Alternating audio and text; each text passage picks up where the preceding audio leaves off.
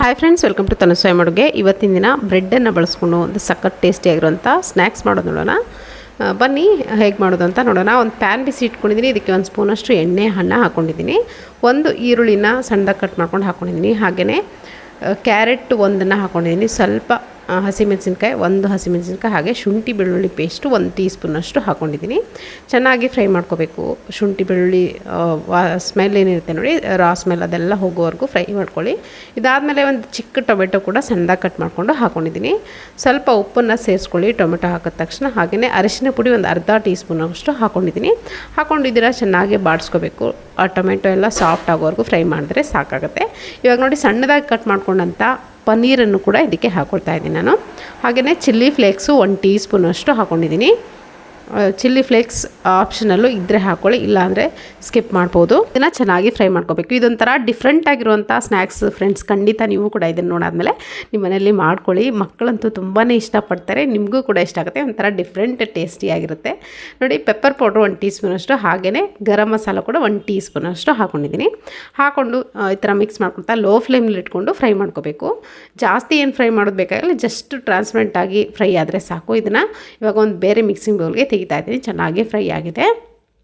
ಇವಾಗ ಇದೇನಿದೆ ನೋಡಿ, ರೆಡಿಯಾಗಿದೆ. ಇದಕ್ಕೆ ನೋಡಿ, 1 ಕ್ಯೂಬ್ ಆಗುವಷ್ಟು ಚೀಸನ್ನು ಸಣ್ಣದಾಗಿ ಕಟ್ ಮಾಡಿಕೊಂಡು ಹಾಕ್ಕೊಳ್ತಾ ಇದ್ದೀನಿ. ಈ ಬಿಸಿಗೇ ಮೆಲ್ಟ್ ಆಗುತ್ತೆ. ಇಲ್ಲ ಮೆಲ್ಟ್ ಆಗದೇ ಇದ್ರೂ ಏನು ತೊಂದರೆ ಇಲ್ಲ, ಚೆನ್ನಾಗೇ ಇರುತ್ತೆ ಟೇಸ್ಟು. ತಿನ್ನೋಕ್ಕೆ ಚೀಸು ಮಕ್ಕಳಿಗೆ ಇಷ್ಟ ಆಗುತ್ತೆ ನೋಡಿ. ಮಿಕ್ಸ್ ಮಾಡ್ಕೊಳ್ತಿದ್ದೀನಿ ಚೀಸ್ ಹಾಕ್ಕೊಂಡು. ಇದನ್ನು ಇವಾಗ ಸೈಡಲ್ಲಿ ಎತ್ತಿಟ್ಕೊಳ್ಳೋಣ. ಇವಾಗ ನೆಕ್ಸ್ಟ್ ಸ್ಟೆಪ್ ನೋಡ್ಕೊಳ್ಳೋಣ. ನಾನೊಂದು ಬೇರೆ ಮಿಕ್ಸಿಂಗ್ ಬೌಲ್ಗೆ 1 ಸ್ಪೂನ್ ಆಗುವಷ್ಟು ಮೈದಾ ಹಿಟ್ಟು ತೊಗೊಂಡಿದ್ದೀನಿ. ಹಾಗೆ 1 ಸ್ಪೂನ್ ಆಗುವಷ್ಟು ಕಾರ್ನ್ಫ್ಲೋರನ್ನ ತೊಗೊಂಡಿದ್ದೀನಿ. ಕಾರ್ನ್ಫ್ಲೋರ್ ಹಾಗೆ ಮೈದಾ ಹಿಟ್ಟು ಎರಡನ್ನೂ ಸೇರಿಕೊಂಡು ಈ ಥರ ಸ್ವಲ್ಪ ನೀರು ಹಾಕ್ಕೊಂಡು ಮಿಕ್ಸ್ ಮಾಡ್ಕೊಳ್ಳಿ. ಸ್ವಲ್ಪ ನೀವು ಪೆಪ್ಪರ್ ಪೌಡ್ರ್ ಹಾಗೆ ಉಪ್ಪನ್ನು ಕೂಡ ಸೇರಿಸ್ಕೋಬೋದು ಇದಕ್ಕೆ. ಜಸ್ಟ್ ನೋಡಿ, ಈ ಥರ ಗಟ್ಟಿ ಥರ ಮಿಕ್ಸ್ ಮಾಡ್ಕೋಬೇಕು. ಪೂರ್ತಿ ತೆಳುವಾಗಿ ಮಿಕ್ಸ್ ಮಾಡಬೇಡಿ, ಜಸ್ಟು ಸ್ವಲ್ಪನೇ ನೀರು ಹಾಕ್ಕೊಂಡು ಈ ಥರ ತಿಕ್ಕಾಗಿ ಮಿಕ್ಸ್ ಮಾಡಿಕೊಂಡು ಸೈಡಲ್ಲಿ ಎತ್ತಿಟ್ಕೊಳ್ತಾ ಇದ್ದೀನಿ. ಇವಾಗ ನೋಡಿ, ಫ್ರೆಶ್ ಆಗಿರುವಂಥ ಬ್ರೆಡ್ ಬೇಕಾಗುತ್ತೆ ಇದಕ್ಕೆ. ನೀವು ಆವಾಗಲೇ ಫ್ರೆಶ್ ಆಗಿ ಬೇಕ್ರಿಯಿಂದ ತಂದಿರಬೇಕು, ಆವಾಗಲೇ ಮಾಡಬೇಕು. ಇದನ್ನು ನೋಡಿ, ಈ ಥರ ಸಾಫ್ಟ್ ಮೆತ್ತಗೆ ಇರಬೇಕು. ಕೈಯಿಂದ ಬೆರಳಿಂದ ಟಚ್ ಮಾಡಿದರೆ ಬೆರಳಿನ ಮಾರ್ಕ್ ಏನಿರುತ್ತೆ ಬಿದ್ದರೆ ನೀವು ಅದು ಸಾಫ್ಟ್ ಆಗಿರೋ ಫ್ರೆಶ್ ಆಗಿರೋಂಥ ಬ್ರೆಡ್ಡು ಅಂತ ಅಂದ್ಕೊಳ್ಳಿ. 1-2 ದಿನ ಇಟ್ಟು ಮಾಡಿದ್ರೆ ಸರಿಯಾಗಿ ಇರೋಲ್ಲ, ಬ್ರೆಡ್ ಆಗಲೇ ಡ್ರೈ ಬಿಟ್ಟಿರುತ್ತೆ. ಇವಾಗ ನೋಡಿ, ಇದನ್ನು ಬ್ರೆಡ್ಡನ್ನು ಒಂದು ಲಟ್ಟಣಿಗೆಯಿಂದ ಈ ಥರ ಲಟ್ಟಿಸ್ಬೇಕು.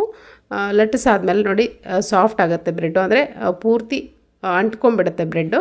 ಇದನ್ನು ಒಂದು ಈ ಥರ ರಿಂಗ್ ಕಟ್ರು ಅಥವಾ ಒಂದು ಬೌಲ್ ಇರುತ್ತಲ್ಲ, ಸ್ವೀಟ್ ತಿನ್ನುವಂಥ ಬೌಲ್ನಲ್ಲಿ ಕಟ್ ಮಾಡಿಕೊಂಡು ಈ ಉಳಿದಿರೋಂಥ ಬ್ರೆಡ್ ಪೀಸನ್ನು ನಾನು ಬ್ರೆಡ್ ಕ್ರಮ್ಸ್ನ ಮಾಡಿ ಇಟ್ಕೊತೀನಿ. ನೋಡಿ, ಈ ಥರ ಬ್ರೆಡ್ ಕ್ರಮ್ಸ್ನ ಮಾಡಿ ಇಟ್ಕೋಬೇಕು.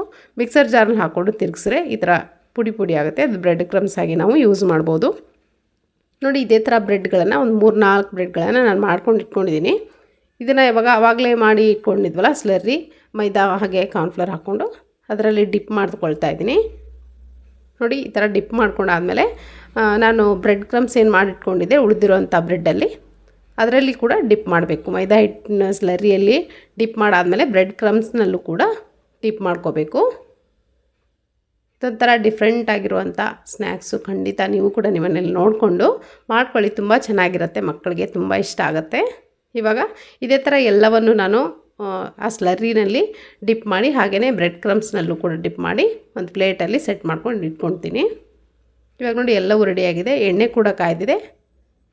ಮೀಡಿಯಮ್ ಹೈ ಫ್ಲೇಮ್ ಇಟ್ಕೊಂಡು ಚೆನ್ನಾಗಿ ಫ್ರೈ ಮಾಡ್ಕೋಬೇಕು. ಪೂರಿ ಥರ ಉಬ್ಕೊಂಡು ಬರುತ್ತೆ ಇದು. ನೋಡಿ, ಈ ಥರ ಒತ್ತಿ ಒತ್ತಿ ಫ್ರೈ ಮಾಡಿದ್ರೆ ಪೂರಿ ಥರ ಉಬ್ಕೊಳ್ಳುತ್ತೆ ಬ್ರೆಡ್ಡು, ತುಂಬ ಚೆನ್ನಾಗಿರುತ್ತೆ. ಸೊ ನೋಡಿ, ಈ ಥರ ಪೂರಿ ಥರ ಉಬ್ಕೊಳ್ಳುತ್ತೆ. ನಿಮಗೆ ಬ್ರೆಡ್ಡು ಈ ಥರ ಪೂರಿ ಥರ ಉಬ್ಕೊಳ್ಳೋದನ್ನು ಇದೇ ಫಸ್ಟ್ ಟೈಮ್ ನೋಡಿರ್ಬೋದು. ನಾವು ಫ್ರೆಶ್ ಆಗಿರುವಂಥ ಬ್ರೆಡ್ನಿಂದ ಮಾಡಿದ್ರೆ ಈ ಥರ ಆಗುತ್ತೆ. ಸೊ ಇವಾಗ ಇದನ್ನು ಏನು ಮಾಡ್ತೀನಿ ನಾನು, ಈ ಥರ ಜಸ್ಟು 2 ಕಡೆ ಗೋಲ್ಡನ್ ಬ್ರೌನ್ ಆದರೆ ಸಾಕು. ಯಾಕಂದರೆ ಬ್ರೆಡ್ ಆಲ್ರೆಡಿ ಬೇಕ್ಡ್ ಆಗಿರೋದ್ರಿಂದ ಜಾಸ್ತಿ ಏನು ಫ್ರೈ ಮಾಡ್ಕೊಳ್ಳೋದು ಬೇಕಾಗಿಲ್ಲ, ಜಸ್ಟ್ ಉಬ್ಕೊಂಡು ಬಂದರೆ ಸಾಕು. ಇದನ್ನು ನಾನು ತೆಗಿತಾ ಇದ್ದೀನಿ. ಇದೇ ಥರ ಉಳಿದಿರುವಂಥ ಎಲ್ಲ ಮಾಡಿಟ್ಕೊಳ್ಳೋಂಥ ಬ್ರೆಡ್ ಏನಿದೆ ನೋಡಿ, ಅದನ್ನು ಕೂಡ ಫ್ರೈ ಮಾಡಿಕೊಂಡು ತೆಗೆದು ಇಟ್ಕೊಳ್ತಾ ಇದ್ದೀನಿ ಸೈಡಲ್ಲಿ. ಇವಾಗ ಈ ಬ್ರೆಡ್ ಪೂರಿಗಳೇನಿದೆ ನೋಡಿ, ಇದನ್ನು 2 ಭಾಗವಾಗಿ ಕಟ್ ಮಾಡ್ಕೊಳ್ತಾ ಇದ್ದೀನಿ ನಾನು. ನೋಡಿ, 2 ಭಾಗವಾಗಿ ಕಟ್ ಮಾಡಿಕೊಂಡ್ರೆ ಉಬ್ಕೊಂಡು ಬಂದಿರುತ್ತಲ್ಲ ಪೂರಿ. ಇವಾಗ ಇದರಿಂದ ಯಾವ ಥರ ನಾವು ಚಾಟ್ಸನ್ನು ಮಾಡ್ಬೋದು, ಸ್ನ್ಯಾಕ್ಸ್ ಮಾಡ್ಬೋದು ಅಂತ ತೋರಿಸ್ತೀನಿ.